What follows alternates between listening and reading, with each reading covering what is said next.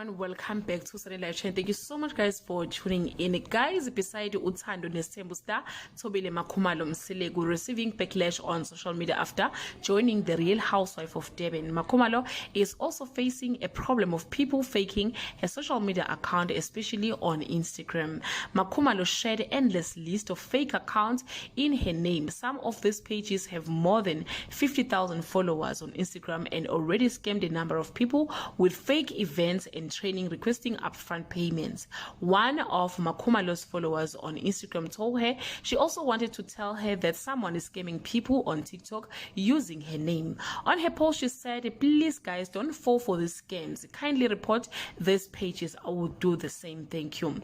Guys, please be careful before you give anyone your money. Ask that person to send you a voice message or call him or her if he claims or she claims to know you personally, just to be sure you are giving the right person your money. In that note, let's help Makhumalo by reporting these pages.